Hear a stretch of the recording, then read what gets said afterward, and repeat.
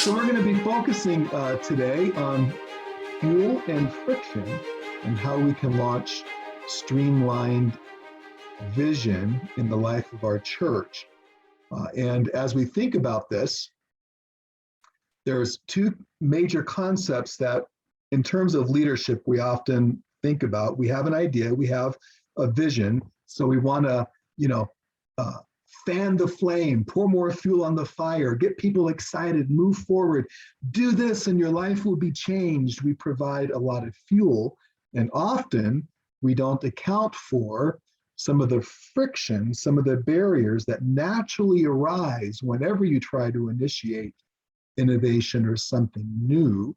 And without taking these things into account, it's extremely unlikely that we'll be able to have a smooth launch or a healthier launch of whatever new innovative idea God has put on your heart.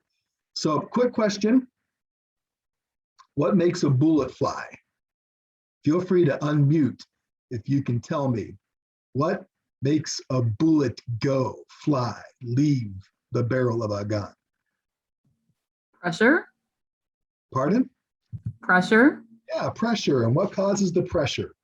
A small explosion. A small explosion, which is ignited by what substance? Gunpowder. Gunpowder, yeah.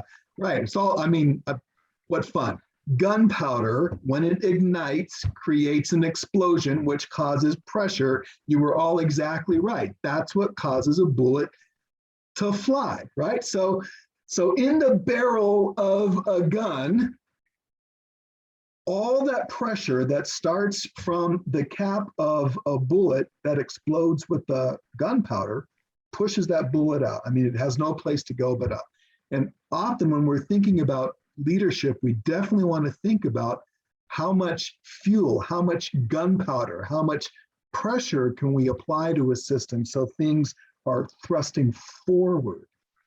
But a bullet would not fly if it were not aerodynamic. One interesting thing about the way a bullet flies is that it has all that pressure, but every amount of pressure that pushes the bullet out forces it into the friction, the resistance of the wind and gravity. Those two things, as a bullet goes forward, it's facing wind, and if it were a flat object, it would face that wind and fall to the ground more quickly, even as gravity is pulling it down. Fact of the matter is, your bullet is shaped like a bullet because it's aerodynamic and it will fly. The more gunpowder, the more friction. The way you will launch a rocket into space is not just by adding a bigger engine with a whole lot more rocket fuel. You could put that on the back of a bus and it's not going to leave the atmosphere. You need to have an aerodynamic device that's going to cut through the friction and pushback and pressure of the air. Who likes to swim? Anybody? Couple hands, yeah? Yeah. When you're swimming, you can do a whole lot of power moves, but if you aren't aerodynamic, or what's the word in water? It's not aerodynamic, isn't it? When you're in water, there's a word. Float. Pardon? Float. Aquadynamics. Hydrodynamic. Hydrodynamic. That's the word. Thank you. Hydrodynamic. Yeah. If you aren't hydrodynamic, you're still not going to move forward, or it takes a whole lot more effort. Just in general, it's important for us to realize as we think about planning and leadership that removing friction or creating a more aerodynamic path toward fulfilling your vision is more than half the battle. So I'm going to share a couple of stories from the world of business and not-for-profit care that you may or may not appreciate. Personally, I find them really illustrative. One is from Beach Hut, which is a furniture company, and the other is from Shade Tree, which is a not-for-profit providing services to traumatized women and children. It's a safe home. So First, Beach Hut. Fantastic product. You know what they do? This is so cool, is they allow people to custom design their own couches. That's what they do. They make couches. That's all they do. And they don't just make any couch. They make the couch you want them to make. And what they found as they launched their new product is that particularly young adults, millennials, were like, whoa, best thing on the planet. I can design my own couch. And there would be people in their one showroom that would literally be in a line to wait to come in and spend hours with the software and planning to create their own couch. Online, people would invest hours designing and creating their own couch, and nobody bought it. So what's going on? They had a great idea. People were actually apparently, wanting to do it. They thought, well, let's do more advertising. I mean, if we have a good idea, even more people looking at it would do the job. Or I know, let's lower the cost. I mean, maybe that's it. Maybe it's the cost barrier. And they went through a number of the normal things you do as a company. But it wasn't until they hired a consultant that asked all the people lined up in the queue to design everything that they figured out what the problem was. Problem was, all these young adults who spent hours designing their new couch didn't press buy when they thought, how am I going to get rid of my old couch?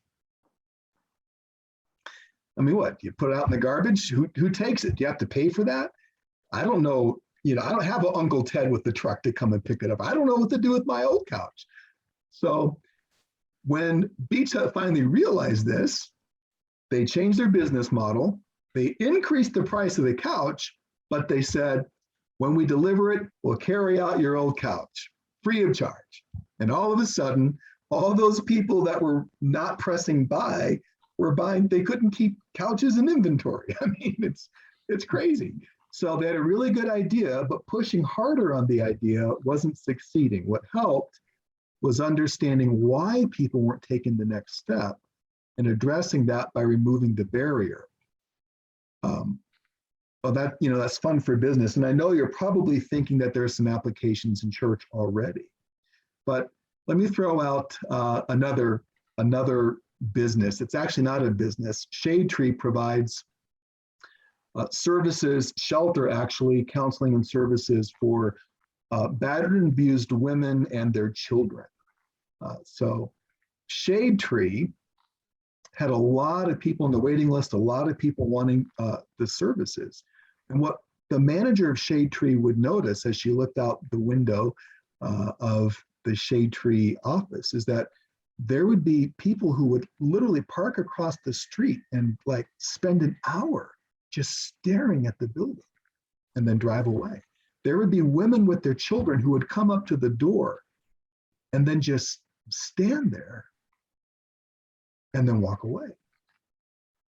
And so there's these women who desperately need to leave the abusive situation they're in, but something was keeping them from coming in. I mean, even when they made the appointment, yes, we love the service, we call, we want to come. That's why they're parked across the street and walking up to the door, but they aren't going in. What's the problem?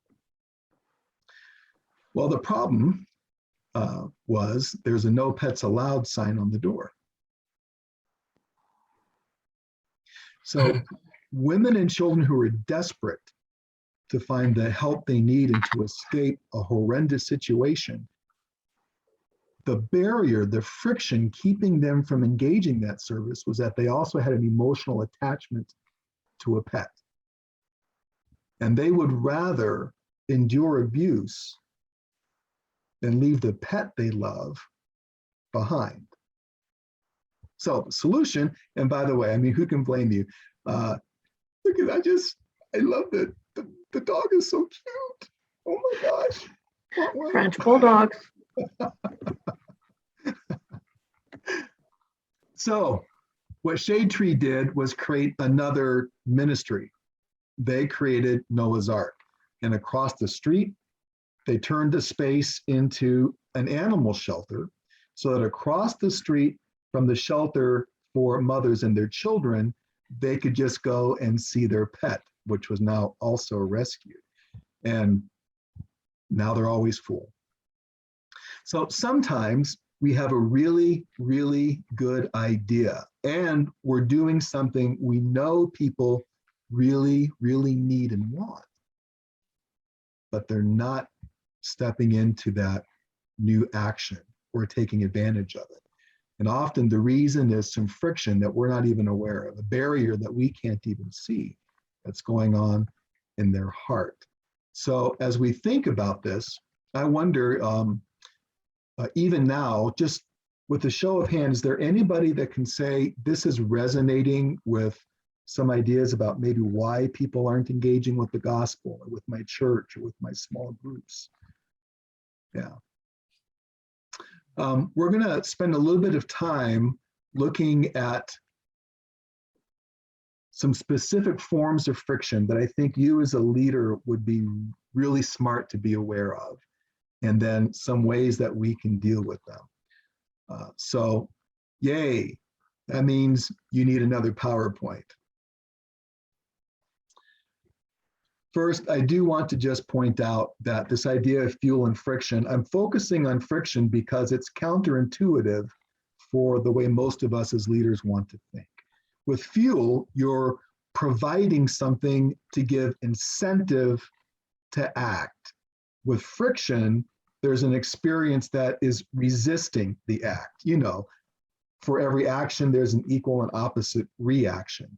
And very often, for those of us that are leaders, we really think in terms of let's leverage our strength. If we just have enough of our strengths firing, then our weaknesses won't matter that much. If we can just, you know, shout louder or tell better stories or create a better environment for people, they'll just definitely want to engage with us. We always think about more fuel. And that's not, that's normal because everybody, I mean, humans were wired, in fact, to understand behavior in terms of inner motivation and intent. Most of us, when we think about how we want to encourage and motivate others to act, what we're thinking about is what's going on inside, what can motivate them forward, what can propel them forward to take an action. You do the same thing, what motivates you, you don't typically think about what are the barriers preventing you from doing what you want. So we think in terms of carrots or sticks. You provide more incentives or, you know, for anybody that doesn't pay taxes, you know, quick, there's a whole lot of sticks to motivate you to do what you need to do. So thinking about the idea of fuel and friction, it's important for us to recognize that when people aren't engaging with you, with your ministry, with what you have to offer, it's not usually for the reasons you think. It's not, people don't engage with us for our reasons. People engage with us, with our church, with our ministries, with our business for their reasons. So keeping in mind the perspective of the people you're trying to reach with the good news or bless with your ministry. Keep in mind always what it is that they're going through, what do they need. Sometimes that's reducing a barrier. I love that Jesus really approached it, his whole ministry this way. It's unusual for him to find the healing that didn't start with the question, so what do you want me to do? What is it? How can I address a specific need of yours? He already knew, but it's important for us to understand. We need to ask that question. And understanding some of the friction, some of the barriers, they're a lot harder to figure out than our own internal trying to figure out what's the fuel that are driving people. So let's talk about what these 4 kinds of friction are.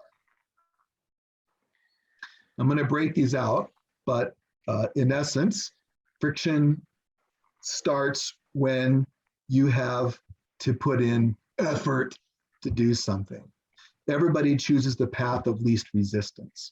So the more effort it takes for somebody to engage what it is you're asking them to do, the less likely they're going to engage it. Inertia is a huge piece of friction. So everybody likes what's familiar to them. Very few people immediately embrace change, just automatic. Change creates pushback. Emotional cost is maybe one of the biggest pieces of friction that we'll experience when asking people to engage in ministry or even to say yes to Jesus, because the real cost isn't in saying yes, it's in who you're going to let down when you say yes to something new.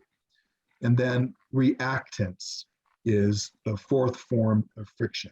Reactance is when all of a sudden somebody tells you to do something, even if you know it's absolutely the best thing in the world you could do, even if you know it's for the public good, even if you know it will change your life forever for the better, if somebody tells you to do it, human beings have a natural reaction. You can't tell me what to do. I'm the boss of me. So as you think about this kind of friction, we're going to go for a little deep dive into it, but let's see. I wonder if. Sorry, can you hit me with more reactance? I like it. What does it mean? Like people resist being told what to do? Is that what it is? People react against what they're told to do. Again, I'm going to go into a deep dive on this, but just out of curiosity, I wonder if you can see the poll, if based upon what you've heard so far, have you experienced any of these forms of friction?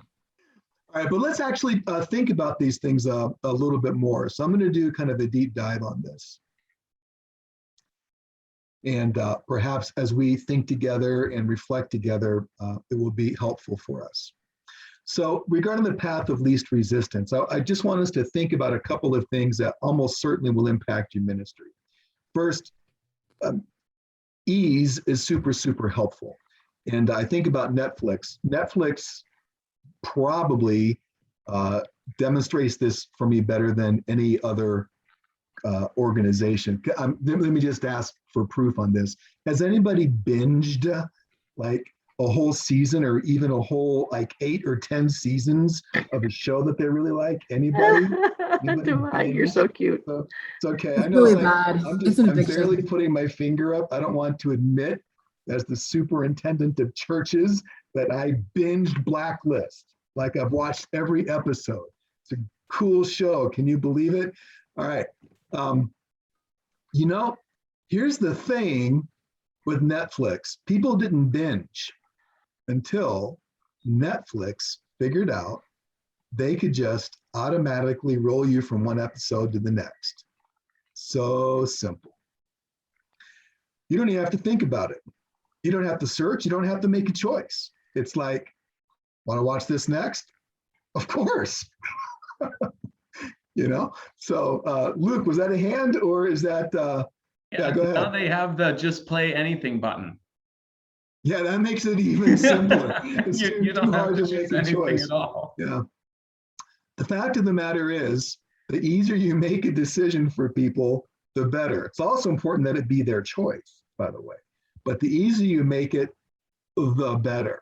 And that's very important. You also noticed on the slide, by the way, all these slides, if they're of any interest to you, are online on our lead page, undeniableblessing.org/lead. They're already up there. You can download them at your leisure.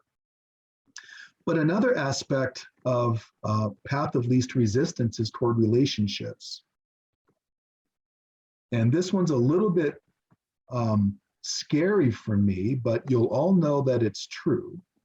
And that is, you have to be with people to have a relationship with them. So the proximity principle regarding relationships is that relationships don't develop outside of a 200-foot circle. Now, that's not universally true, but it's very common. There's a reason why most of us have our friends from our workplace, or from school, or from church, or from a club that we've joined. It's because you sit next to them for extended time, you see them for extended time, and you interact. And of that pool of people that you are physically nearby, you will often find somebody that you kind of like and that kind of likes you, and you develop a relationship. it's extraordinarily difficult to develop a relationship outside of proximity. This has some real challenges for us in church. We know that relationship is everything, right? I mean, we even preach that. It's not religion, it's a relationship that goes fundamental to our theological beliefs. It's also fundamentally the reason why our small groups are the best place for disciple making, why worship is a great place, not only for the energy that comes in focusing on God, but for the energy that comes from people being together, focused on God and loving each other. So the pandemic has really thrown a big wrench in this. But understand that a huge reason people don't develop relationships is because they aren't together. And the more opportunities we can engineer for people to be together for any task, the more likely you're going to be able to help them take the next step to develop a relationship. So that's a huge piece of path of least resistance. We often don't think about that in terms of relationships, but it's extraordinarily true. And then another thing that helps to reduce resistance in terms of effort is just giving a very clear path. So here's a fun story. The UK really wanted, the United Kingdom, England, and their Ministry of Health really wanted people to get a tetanus shot. Who's had their tetanus shot? Anybody? A few people? Well, when the UK first started thinking about how do we get more people in the United Kingdom to get a tetanus shot, they thought, let's advertise. We're going to put it on, public TV, PBS. You need a tetanus shot. Avoid lockjaw, get an infection, and this will save your life. Everybody should get a tetanus shot. And they made sure that they told doctors that they should tell people to get a tetanus shot. So pouring more fuel on it. And 3% of the UK got tetanus shots. The thing that turned the corner to having more than a third of the citizens of the United Kingdom get a tetanus shot is when the Ministry of Health gave clear instruction, okay, all of our doctors' offices need to have a map where it's clear where you can get the tetanus shot. And when you give this map to a patient and say, here, this is where you get your tetanus shot. Here's the map, here's the location. Let's write down the day you're going to do it. And they would work out the day and the time. And they would give a call reminder. Now, many of us have this as standard practice in all of our doctor's offices now. When you go, you set up an appointment, they give you a card, the time and place is on it, and they'll send you an email or give you a call before it's time to do your doctor appointment. Before that was routine, people wouldn't follow up on the doctor appointments or get their tetanus shots. Why? Not because people didn't think they were important, they are, but life happens and people forget.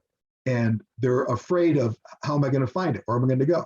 So giving very clear instruction, a map, a time, a location, just being very clear takes away some of those major steps or hurdles that prevent people from easily accessing what they desperately need. Can you internally already see some of the ways this can impact in a positive way how you communicate and what you do in the life of your church?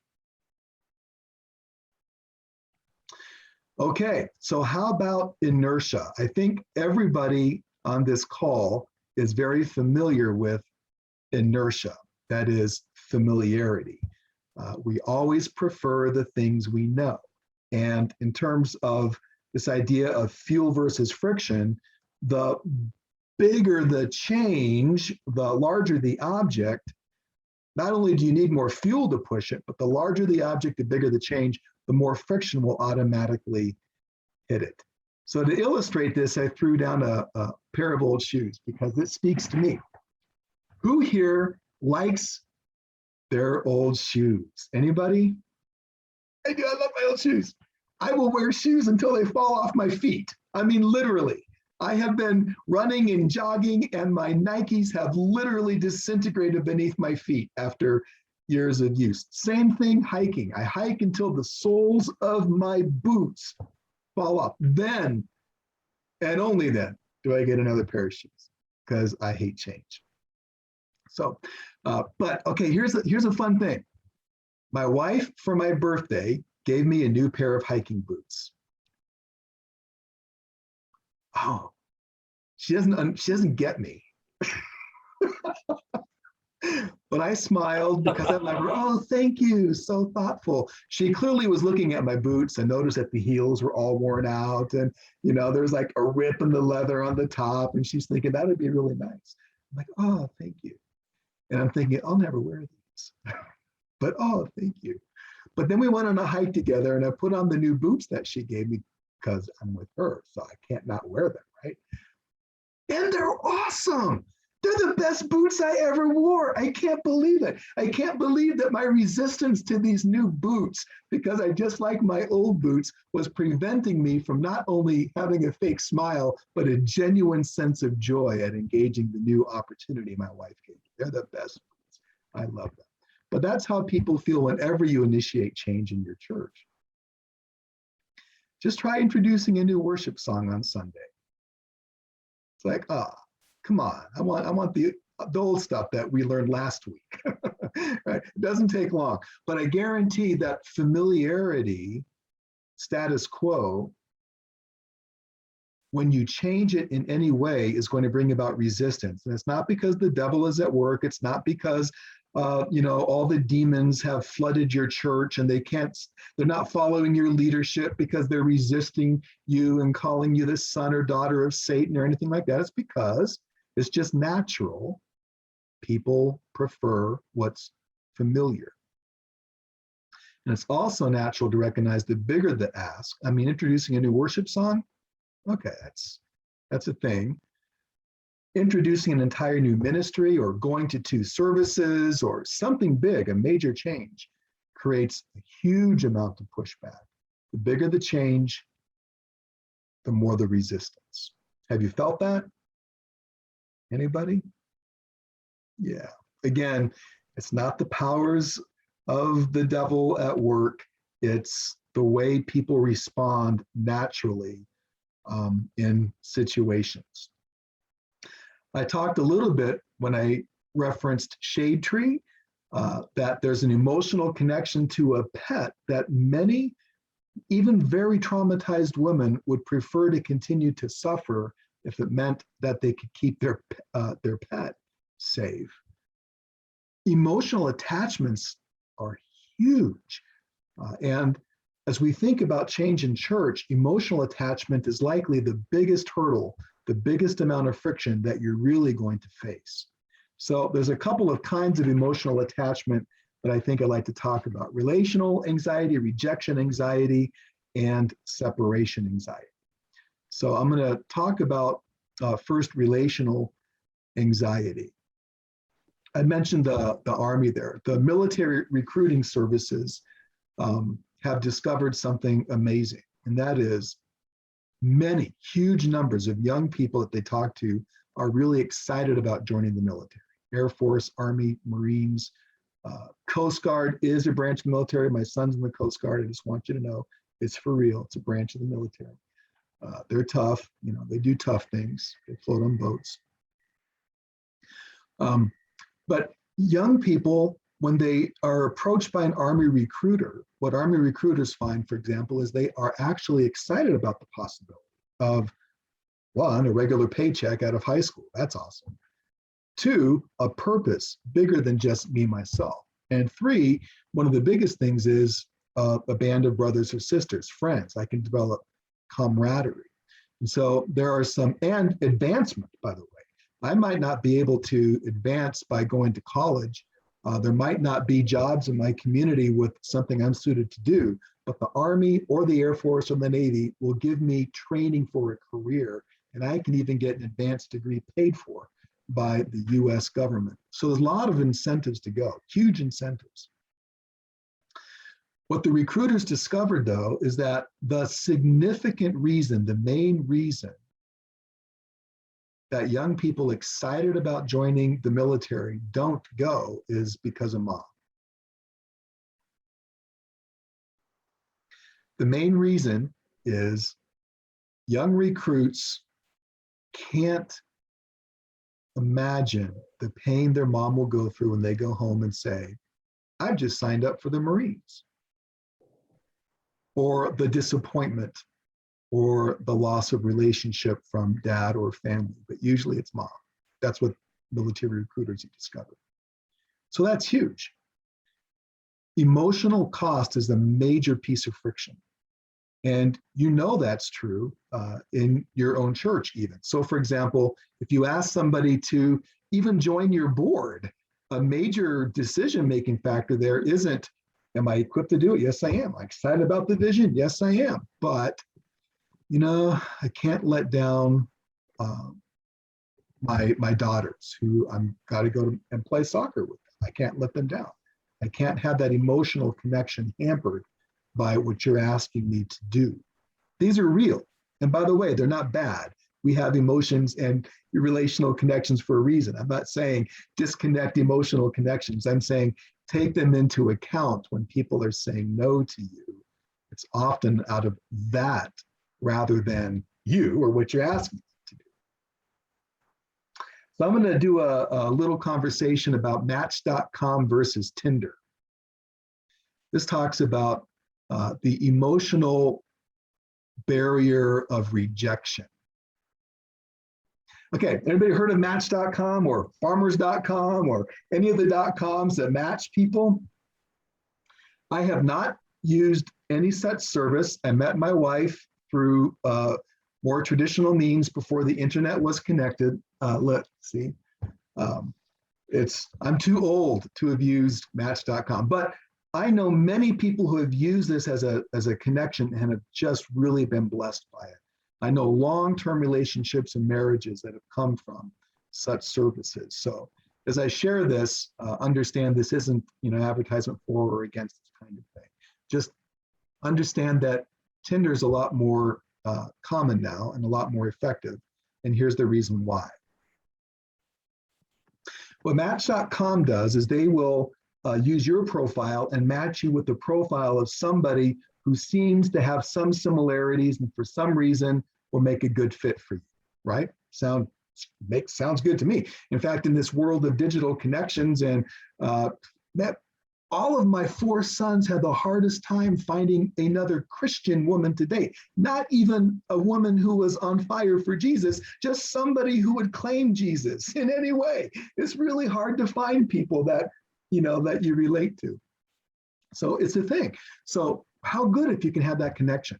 So finally, Match.com says, hey, here's somebody that matches your profile. Here's the thing you do. You send them an email saying, hey, I saw your profile. Match.com says it would be a pretty good match.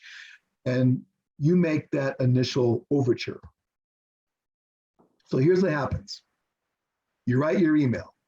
And well, I don't know, most of us may not know. Some of us may be young enough to remember, and some of us might still be in this situation where you really pay attention to this. So you have to be, funny, but not too funny, not silly. You have to sound intelligent, but not arrogant. In every way, you just have to think, I got to present myself in the right possible way. Oh, dating. So hard. Anyways, so you create this profile, you share it with all your friends, right? It's like, look, is this going to be okay? Well, is this too stuffy? Is it not airy enough? Whatever. And so finally, after all this emotional energy, you send the email to your potential future life partner, and they say, I don't date Republicans. Or, I'm really looking for somebody younger or older, or whatever. You get rejected. Match.com thought this could be a good fit, but you just invested all this time with the system that supposedly made a good match, and they're rejecting you. Or worse, you don't hear back at all. That's total rejection. And it's very painful. And so when you really want a relationship, you still might go through all that process, but it's very painful unless you use Tinder. I'm not going to ask for a show of hands for anybody that's used Tinder. It can be kind of dicey, but here's what you do. You have profiles. There's pictures of people, and you swipe on the picture in the profile I like. I like, I really like, I kind of like, and you swipe. Don't like, not swipe. Moving on. Everybody who uses the app does the same thing. And out of the millions, somebody is going to swipe you too. So Tinder removes the rejection anxiety because every time you connect with somebody on Tinder, you at least know one thing. They looked at you and they swiped you too. Now that doesn't mean it's going to turn into something wonderful, but it does mean your rejection anxiety, at least initially, is reduced. As we think, I mean, I'm hoping that we're not doing, the church dating app as a primary ministry of our churches, or actually maybe it could be a good one, I don't know. But you can see how rejection anxiety and reducing it can be super, super helpful, right? There's another form of relational anxiety that I thought would be super helpful to know, and that is separation anxiety. Now, we often think of separation anxiety in terms of like an infant who is left alone when their mother leaves the room, and that is huge, and it's real, by the way. And we all have a form of separation anxiety when we're away from people we love. All of us have had separation anxiety during the pandemic because we've been forced to be separate from people. But anytime you initiate change in your church because you're growing, that will cause groups in your church to split. You will automatically experience the friction of separation anxiety. You will hear, but I love this group. I can't imagine my life not being with them. If you're moving to 2 services, you've had one, you're growing, you're maxed out. You really have, if you're growing and you're maxed out with your space, you have just a few limited options. One, you can build a bigger building, spend millions of dollars, and pay a mortgage for the rest of your church's life and their next generation. Or you could, let's say, plateau and just not grow, because if you're at 80% capacity, you're not going to grow above that. People will stop coming because it's too crowded. That's just the way it is. Or you could plant a church and send people from your group out to plant new churches. That's awesome, but that still creates the problem that the other option, which is going to 2 services or more, will do, and that's separation anxiety. The first thing that people will say when you suggest going to 2 services is, but we're a family. I won't get to see everybody anymore. How can we ever get connected if we can't always be with one another, right? The first thing. This is normal. This is not the devil. This is actually love. It's love at work. The good news is you overcome this over time by allowing people to reconnect with a different group using the reducing of the barrier, the 200-foot proximity rule, getting as many people together as you possibly can. But just understand that anytime you initiate change that will ask people not to see people that they've typically seen, separation anxiety kicks in. Okay. As we've talked a little bit about the emotional costs, have you felt any of that in your churches? Any show of hands? Definitely. Yeah. Anybody saying no to your board because they'd have to also say no to their spouse? That kind of thing. Again, these aren't bad. These are all because of love. I often think of grief. The greater the love, the greater the grief. When you lose someone and you love them, it hurts. So this is not only unusual, it's healthy if there's some separation anxiety or some emotional cost involved. All right, and the fourth piece, and we'll have some conversation about how to deal with these in a minute, but the fourth piece is reactance. People seize autonomy. People like to be their own person, typically, particularly in our culture, but it's true across all humanity. In fact, it's even true in the animal kingdom. A cornered animal that feels trapped will do everything it can to want to get out. Anytime somebody feels trapped or forced into another person's decision, not their own, they react. Reactance is the psychological term for a strong negative pushback against somebody else's agenda for you.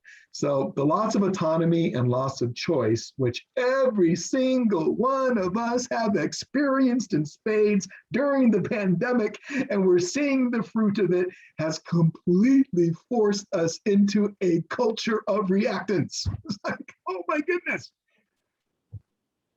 Wear a mask. No way, I'm joining the Republic of California stand where there are no more rules. I make my own rules. You can't tell me what to do, right? Oh my goodness. Now, to some degree, there's a whole lot of reasons right now why this has moved to a high level of virtual insanity, but to another degree, it's absolutely to be expected. People will always have reactance when they feel somebody from outside of their own agency is forcing them to do something, even if they know it's a good thing to do. I don't know how many of you were alive in 1984. Anybody? Okay, half the group was alive in 1984. Some of us were even young adults or adults. 1984 was the year the United States of America decided to make seatbelt laws compulsory. No longer was it recommended. Department of Transportation have been trying for decades to tell people seatbelts save lives. Fantastic. All the positive messages in the world were still actually creating automakers that had to put seatbelts in their car, but nobody was putting them on. Crazy, right? So, good idea, bad idea? Let's make it a law. Let's force people to wear it. The carrots weren't working. Here's a stick. If we catch you driving without a seatbelt, you're going to get a ticket. You're going to get fined. It's now an offense, a legal offense, not to wear a seatbelt. Well, this is 1984. I don't know if anybody's ever read George Orwell's 1984, but it just so happened that the year coincided very nicely with the idea of the control of Big Brother. And man, I could play for you script after script of representatives, government representatives that were for the people and arguing against the control of Big Brother. And, you know, how can the government not trust us to make our own healthy decisions? Just not insane, perfectly reasonable, because people don't like to be told what to do.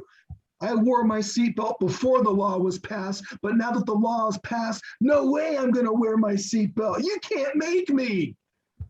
All right, seatbelt has saved my life 4 times I know of. I'm great. They save tens of thousands of lives every year. But the reactance to the law, which is another quick question. Anybody here automatically put your seatbelt on when you get behind the driver's seat now? Anybody? Mm-hmm. Yeah, everybody, okay, including Sam. I saw you're like delaying. I don't know, maybe. I don't know if I want to conform or not. There's too much emotional cost in not. Yeah, okay.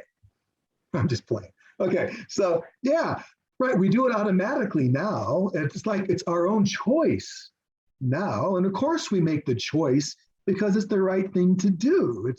It saves lives. There's even kind of it's like being hugged by my car. Not my Jeep though. My Jeep seatbelt cuts through my chest like a knife. I hate it. But anyways,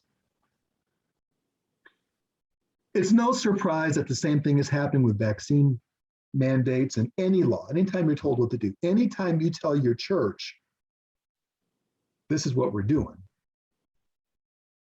they don't feel like it was their choice. Even if they know it's a really, really good idea, they're going to push back. Reactance is a psychological phenomenon that will occur almost universally, almost any time you feel you're being forced to do something, even if you know it's a good thing to do. Have you experienced any reactance in your church in any way? I can pretty much guarantee during the last 2 years, you've experienced more reactance to almost everything than you have experienced in your whole lifetime up till now. It's a thing.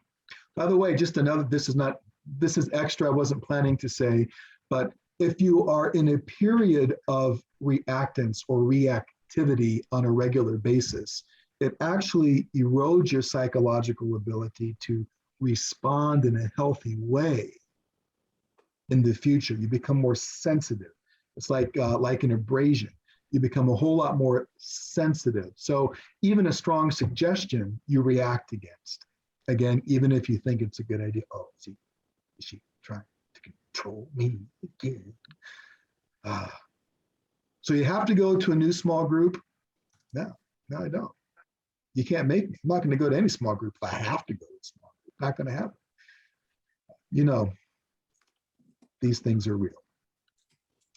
All right, so with those 4 aspects that we've just seen of friction, so that we know no matter how hard we push, no matter how good the vision, no matter how many incentives we offer, these 4 aspects of friction: too much effort, we always look for the path of least resistance; inertia, we prefer the status quo; emotional cost, you want to make a decision, but you're afraid of letting other people down when you do; and reactance.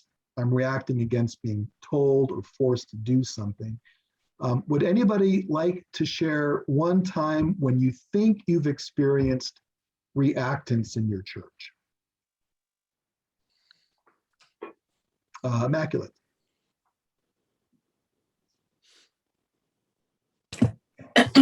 With the COVID and the requirement to wear masks, we had a lot of people push back. Not a lot of people, some group of people who were really very close friends. They pushed back, and one of them actually left the church because of that. However, her very close friends, now are also, reacting to any directive that we give. Hey, we are going to plan Veterans Day on a specific Sunday. No, we don't want to do that. We are going to do it on a different Sunday. There's just reactions and reactions, from the previous action. Yeah. Yeah, thank you. Now, all of us could give an example of that. I'm wondering if somebody can give an example of when you thought emotional cost was preventing something from happening in your church, even though people thought it was a good idea. Maybe, again, a leader you were trying to recruit, a new group you were trying to form, going to 2 services, for example, and people feeling that sense of loss of connection. Anybody would like to share along those lines? Theo. I think when we had one of our core groups, our core groups are designed to multiply. So they're supposed to grow, and then as they get bigger. So we had one of our groups that had a lot of people in it. So it got up to about 19 people or something. And we began talking about multiplying. This is a chance to do it. And the response was, no, we don't want to multiply. We want everyone to be able to stay in here. And the group just shrunk back down again. So people left, different things happened, but it was very much that separation anxiety that kind of became obvious, and they were very resistant then to the idea as we talked about it. Yeah. And in that case, it wasn't because it was a new idea. In fact, people probably all said, we'd love to multiply. We want to see our small groups grow. I just don't want to lose the connection I have. Yeah, that's emotional resistance. That's friction coming from emotional cost. How about inertia? That is, you initiated a plan, but it's a little bit new. Luke, got your hand up. Yeah. Yeah, this was a few years ago, but I'd taken a group of 5 or 6 people through training of how to lead and run a Bible study or Bible discussion group. And I specifically had asked one woman who had obvious gifts as a teacher, just and a wonderful theological mind. And she declined because she is used to supporting her husband and him being the teacher, but his memory does not allow him to be a teacher anymore. And so she has this great giftedness that she won't use because one, men are supposed to be teachers, not women, and two, specifically, I'm here to support my husband. He's the teacher. Yeah. So there you have a number of these emotional frictions kind of taking place. There's that the sense of loss. I don't want to hurt my husband or not support him. And then the new thing, what? A woman leading? That can't happen. I've never seen that in my lifetime. So I'm not sure I can, blaze that trail. Yeah. So in all of our churches, we see almost all of these things working to various degrees, interacting all the time. Amen. Okay, good news is there's stuff we can do to minimize that friction, to create some more aerodynamic or hydrodynamic. I think, Sam Shire, I think you're the one that threw out hydrodynamic. Is that no? Who threw out hydrodynamic? Somebody corrected. Luke, that was you? All right. Luke, you get the gold star for the class. Thank you for that. Not you, Sam Shire. Luke earned it. Luke earned that gold star. Because we are a meritocracy and your worth only matters as to whether or not you can produce. That, by the way, was meant to be a sarcastic reference to the very fact that God's grace absolutely turns the idea of meritocracy upside down. Thank you, Jesus. You love me even when I'm having a bad day. So, all right, let's think a little bit about some of the solutions that we can engage in order to have less friction. We're going to move through these quickly and then have a little discussion afterwards. I say quickly, that means I'm going to talk for 8 hours. You guys can tune out whenever you need to, but we'll still kind of move through these one at a time. And hooray for another slide. One cool thing you might notice about the slide, if you can see it on your whole screen, is that there is a constant translation into Spanish. I love that feature of PowerPoint now, and it's super helpful for cross-cultural ministry. I think there's 16 languages they use, which is one way of lowering friction. Anyways, toward less friction. There's 8 things that I want us to be aware of that will really help us as we consider reducing these 4 aspects of friction. And they are providing simple next steps, being clear as we show and tell people how they can engage something, repetition, and more repetition, give people a chance to act now, not later, find ways to help people own the ideas that are being presented, the new innovation, as their own, listen to the person that is really giving you a lot of reactance until they say yes. I'll break that down in a minute. Make sure that you're asking questions to discover why people are making the decisions they're making. Remember, they're not against you. They're not making decisions for your reasons. They're for themselves, and they're making decisions for their own reasons. And then finally, we'll kind of do a little bit of discussion on inclusive decision-making, reducing that whole reactance. So first, provide a simple next step. This is how inoculations went completely bonkers and took off in the UK. Provide a simple next step.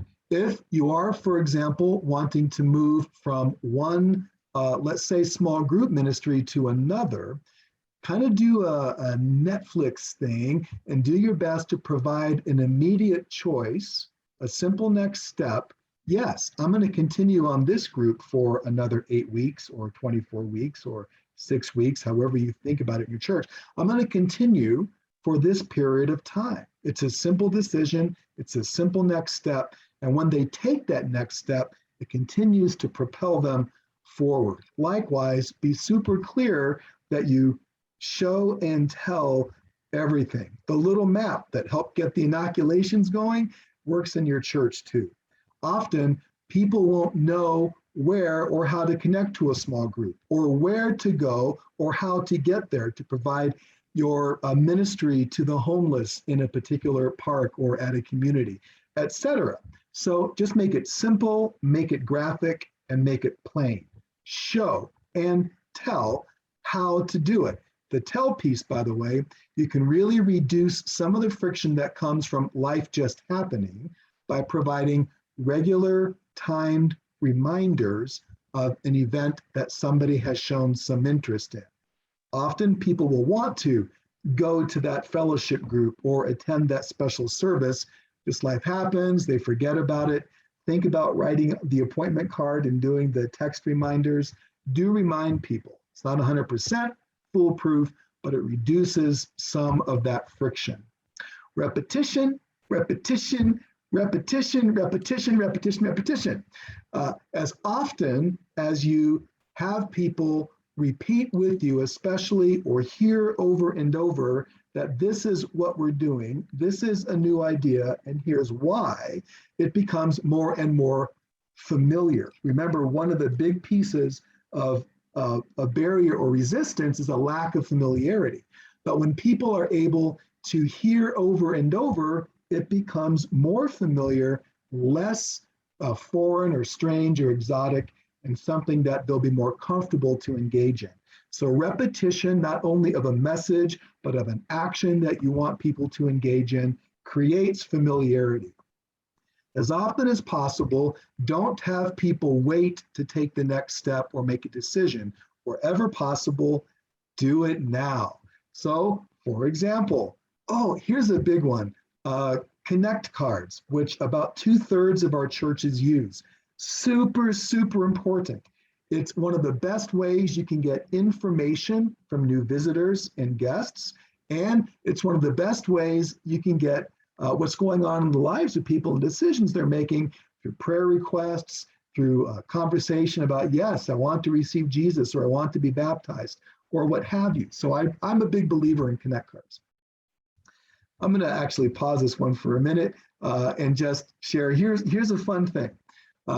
Not just Connect cards, giving an offering, shaking a hand, whatever. If you say at the beginning of the service, hey, everybody, we have a Connect card. It's a really good idea.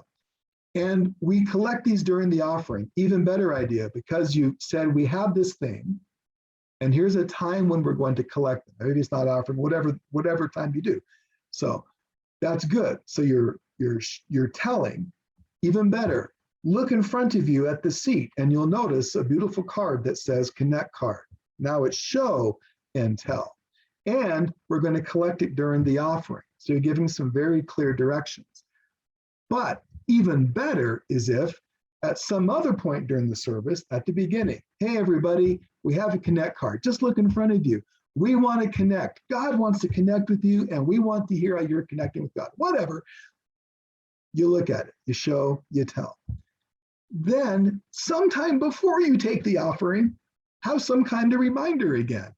During prayer time, man, we've had a great time praying. And remember, we can connect with God in prayer.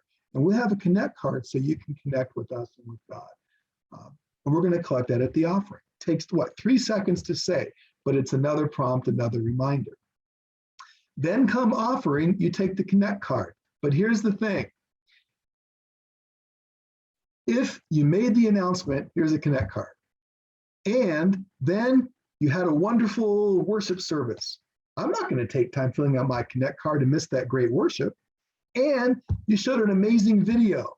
I wanted to fill out my Connect card, but wow, that's a cool video. And then there was a super cool message. My life is forever changed. Connect card, Connect card. I'm here with Jesus, right? So all these great things are happening. But then the offering comes. Offering, oh yeah, Connect card. Oh, well, maybe next time. If you were to pause, the do it now piece is true for everything. I'm just using this as an example because it's common in our churches. Again, 2/3 of our churches use it. The do it now thing is, okay, everybody, we're going to take just a minute to complete our Connect card, and I'll do it with you. You know what? If you're new here, please provide your information because we want to connect with you. And if you've been coming for a while, remember, this is how we share our prayer requests. And I'm going to write down my prayer request because my team is praying for me. And so you take a minute to do this, and you just give people a minute. I mean, it doesn't take long, just a minute, and you give that model. then it's like, not only did you show and tell, but then you also had them do it now and gave them time to do it. And then the Connect card. Okay, and that's, I mean, just anything, anytime you have a chance. Same thing with sharing the gospel of Jesus, right? So it's like, let me tell you about my friend Jesus. We've had a long conversation, a lifetime relationship. I'm not saying it just happened once in Walmart, right? So, but now you had an opportunity to talk about Jesus. And then you say, I'd like you to think about it. And, you know, maybe we can talk about it later. Well, maybe you can, and maybe they will. In fact, often they will. But even asking, I wonder if you'd just like to take some time to pray to God. Maybe even ask Jesus to touch your life now. Make it now. The answer is no. Yeah, that's fine. That's great. Maybe we'll talk about it later. But you know what? Even asking that question to do it now gets people thinking, oh, okay, I'll be praying about that. Give people a chance to do everything now. Take an offering. Don't say we're going to take an offering in a week. Take your offering now. That's when people are thinking about it. I can't really emphasize enough how one of the major barriers is people just forget, life happens. And if we give people a chance to take their step in the immediacy of the moment, whatever that is, we have a greater chance of lowering that resistance and moving forward with them. So real quickly, also read it out loud. Oh gosh, I'm sorry, I just have to stop and tell this other story. I know we're probably running late, right? But okay, here's a fun thing that was an experiment done in the European Union. Like America, Europe has a lot of smokers. They want to reduce the number of smokers. Even more important in Europe, because they have a public healthcare system. So everybody in Europe, and most of the countries of Europe, not all, but most, everybody's paying into the healthcare system. Everybody gets taken care of by the healthcare system. So there's a huge national incentive that every citizen feels to promote health. And one of the things that you can do to promote health is to reduce smoking. So the European Union did what America still does. There's a little warning sign on cigarettes. It says, dangerous. If you smoke, it could kill you, right? Something like that. Smoking is known to be dangerous. In the state of California, riding an elevator is known to be hazardous to your health, but around the rest of the country, smoking for sure is hazardous to your health.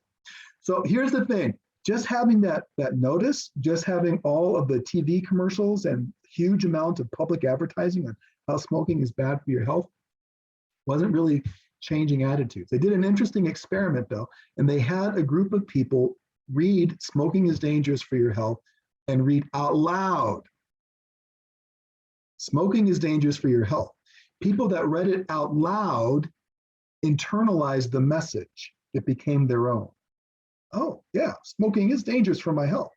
I said it, it must be true. Smoking is dangerous for my health. I just love that experiment because it illustrates something that is absolutely true that we even see in Romans. That is, you can believe in your heart that Jesus died for your sins, rose from the dead, but it's not till you confess with your lips that you are saved. Something that's internal remains very internal.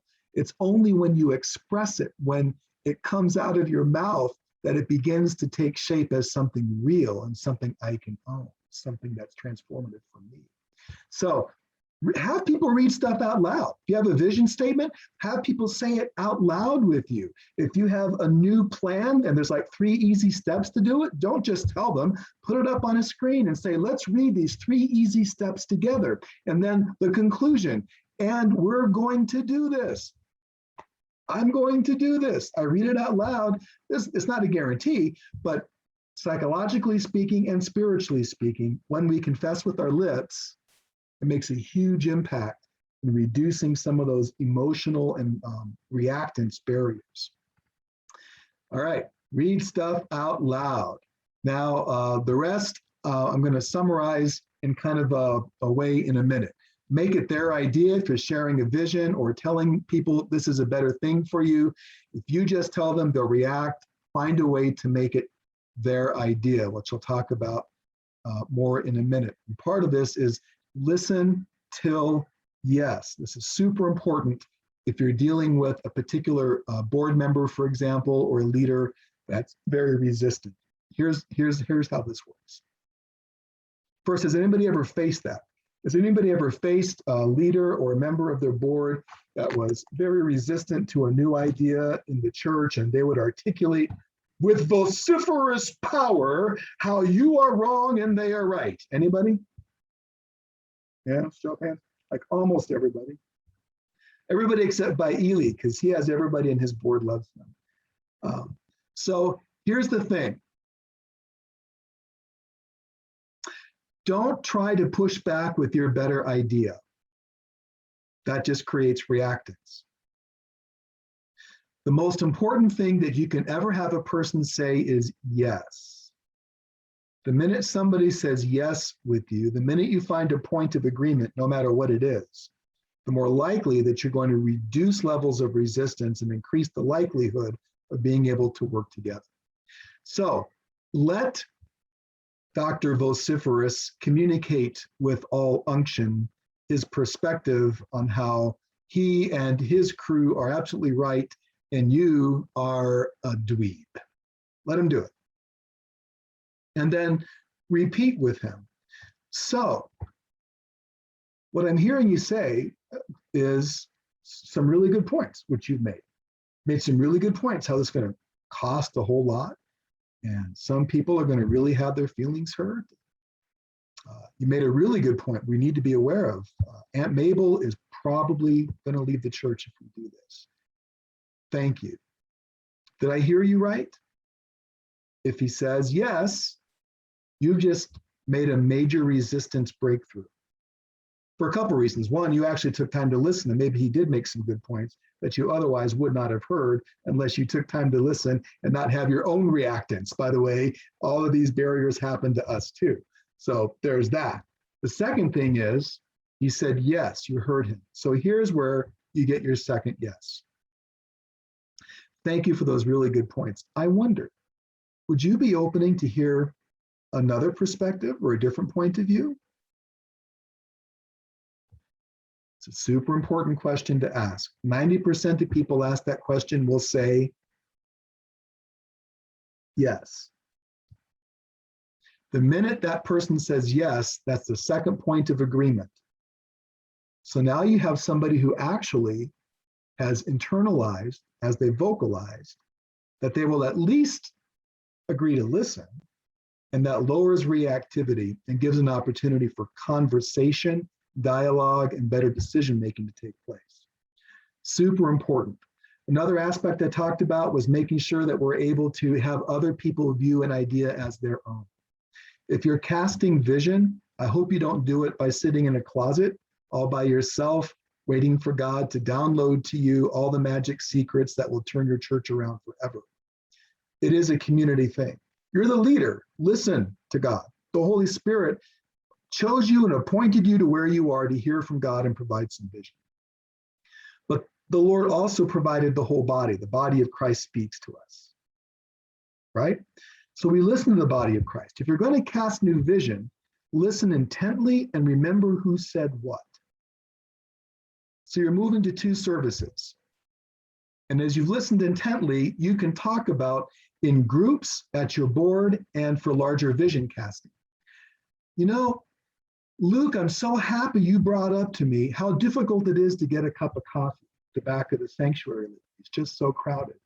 When I asked you what would be a good idea, you weren't sure, but you thought maybe if there was a way to change lines or reduce the volume, that would be good. Thank you, Luke. You really got me thinking, and we have some ideas about changing some lines. And thank you so much, Jen. The last time we were talking about the church, you were saying you almost hit a kid in the parking lot because there were just so many kids out there. It's just getting really crowded. And you were really concerned about that and wondering about traffic flow. Thank you so much for bringing that up. It's such an important issue. And you really got your leadership team thinking about this, and we're honoring that. And here's the way we can address it. We're thinking we're going to go to 2 services. So as you start to cast vision and cast an idea, as many times as you can share, here's the people in the church that already think it's a good idea, even if they didn't articulate it exactly that way. And here's the reasons that we're doing it. The much greater likelihood of reducing friction. It reduces the emotional cost because now some people can see and hear other people are thinking what they're thinking. You're not letting people down, you're lifting people up. And it reduces reactivity because it's not your idea you're forcing on people, it's our idea. I mean, we're kind of collectively generating this together.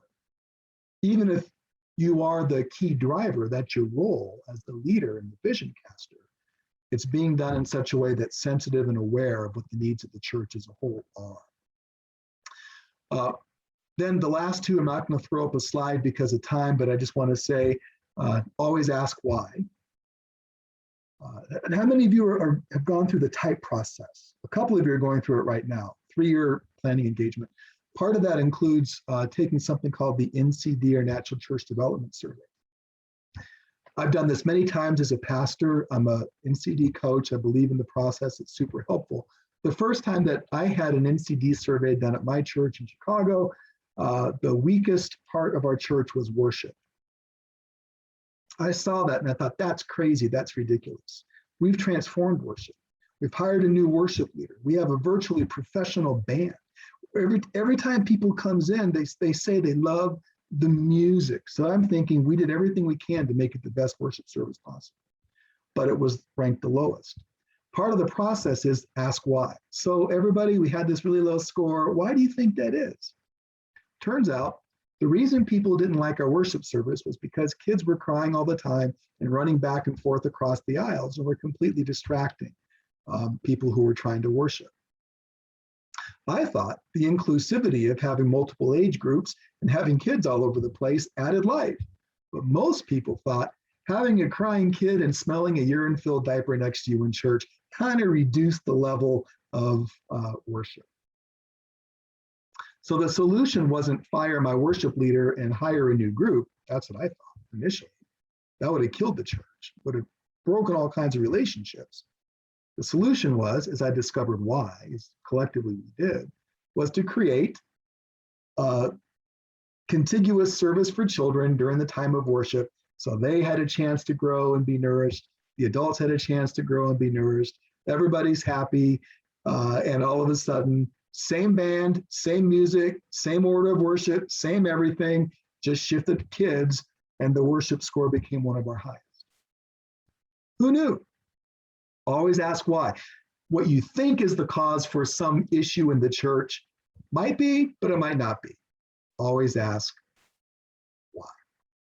And then just kind of intuitive for all this, make sure you include people in decision-making as much as possible. Okay, friends, any thoughts about some of these ways to reduce friction in your church? Has anybody used one or think, yeah, I think I might want to try that in some specific way?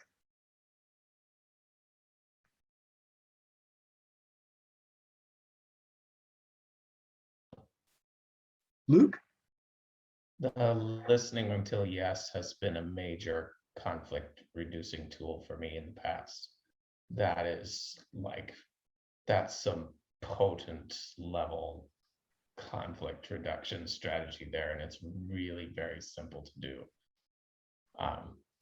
So yeah, sometimes I like to, depending on the situation, combine that with a yes set situation where you listen until the person runs out of things to say, and then you reflect and reframe back to them what they've said and say, did I understand that? And if they still have to correct you, then you go back to step one and listen through it again. And you reflect and reframe that back to them. And ideally, if you can, you reflect it back to them in a way that you yourself can agree with. And then you've got a little bit of momentum going. That is such a cool tool.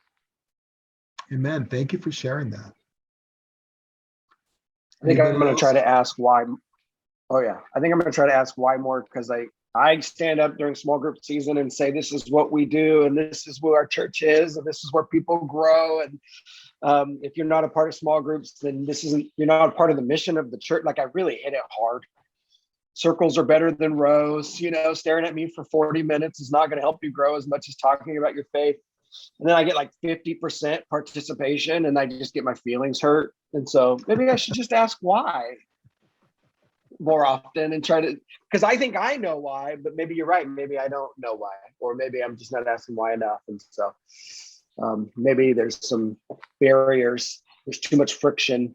So I'm going to try to ask why more instead of just trying to figure it out myself or wallow in my sadness all the time. Amen. I'm sorry, I really related to wallowing in sadness. Luke, I'd like you to answer, but I want to see if anybody else would like to share anything.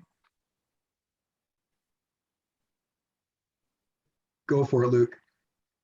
I had a question about that that James made me think of. Thank you, James. Some of you know the Ripon Church has had a difficult time with population since 2020.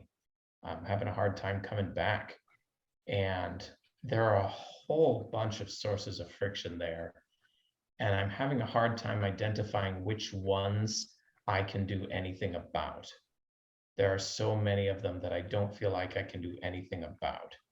So I think my big takeaway here that I'm from today's talk that I haven't been doing and know that I can do is ask why. What is it about our situation right now that makes you feel that our church already can't turn around? Why? Why do you feel that way? Because I know that's a feeling. Why? I think it's possible that people don't want to invite people to church. And I need to ask why. But I have to get them there to ask them why. So it feels like the Kobayashi Maru, Sorry, people who don't know Star Trek. Well, you touched my heart, brother. I don't know how to break that first layer of getting people together to talk to each other and to me about why, so that we can make steps forward from there. If we can identify why, then I feel like we can make a plan together. And I haven't recasted vision since 2020. So our world has changed, our church has changed, and we're still on a vision we planned before 2020. And that can't work and isn't. But how do I get that buy-in of feeling like this was your idea, you were part of the process, you chose this, instead of coming up with something in a closet, as you said, until I get a few people there to do it with me. And so I don't know what my first step is. Yeah, that's super good. Let me share first that there are no easy answers. All of these are ways to reduce friction, but friction will always be there. And we're living in a crazy, crazy time. Part of the reason I'm sharing this is I want you to know that there might very well be some spiritual and satanic attack on churches. There certainly is emotional and relational issues that are going on that are unprecedented again in our lifetime. So we're all really struggling to move through this. I see first Divine raised her hand, and then also I saw Immaculate has like the virtual hand raise thing. And Immaculate put hers up first. So Immaculate, virtual raise hand thing. Thank you, Superintendent. My comment is, sometimes when you even ask people why, they are not willing to be, to give you the right answers. They're not willing to be forthright. They're not willing to tell you the truth. They just give you some made up answers. And that is the biggest problem. If people can just be open and say the truth, the reason why, they're not coming to church, or the reason why they decided not to join a small group, I would appreciate that. Many times I ask, well, okay, why did you leave the church? Even before we came in, we try to reach people who left the church before we came. Why did you leave the church?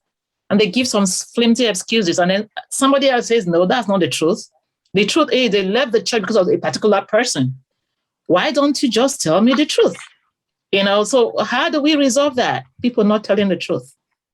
Well, first, remember one of the first things I said in this little section is that understanding these barriers is a process of discovery. The reason it's hard to figure them out is because they're so hard to discern. But there's a couple of things. One thing about reactivity, repetition, and having people say things out loud is recognize first that the first reaction people have is never the reaction they're going to have down the road.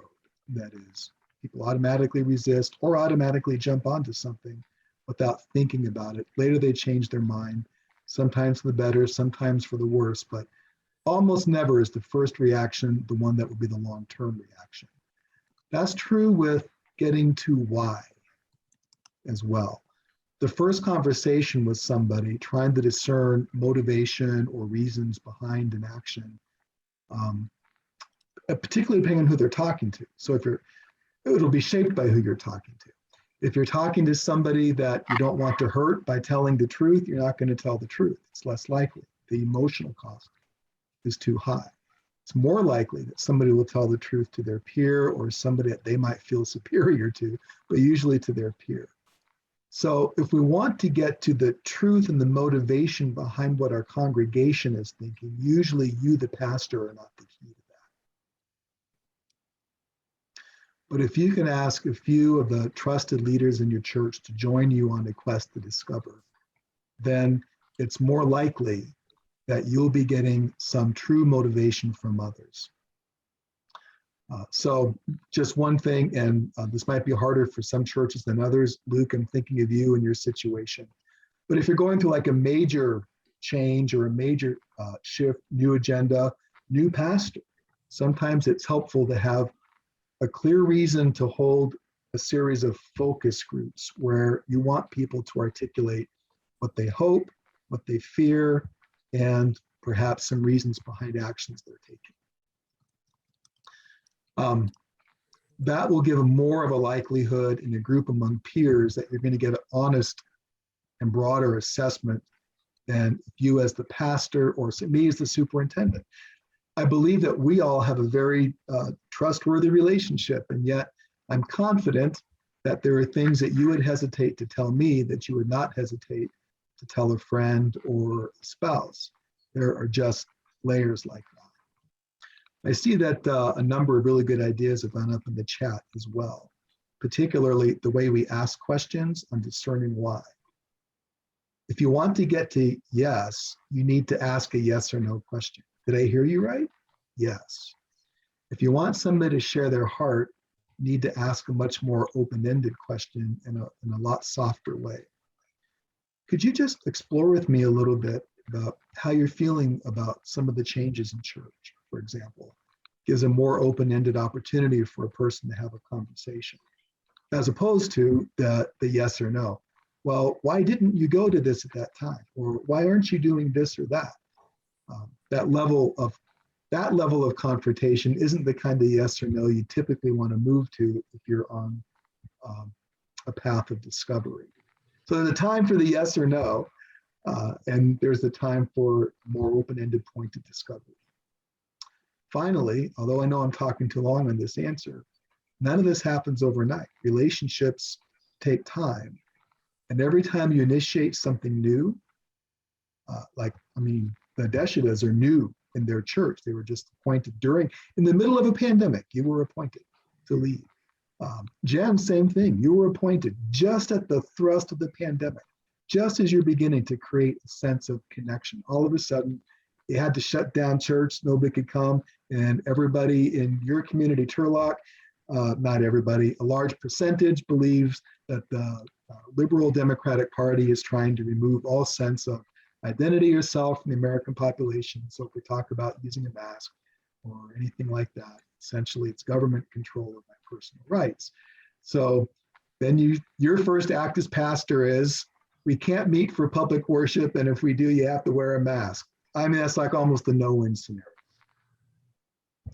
So there's no magic to this, friends. Just be aware that a whole lot of resistance is out there, and there are some things we can do to help lower it. as we continue to push through very thick, muddy water. Trying to be hydrodynamic in mud is tough. All right, well, hopefully this has been helpful and useful as we think about moving toward ministry effectiveness in the future.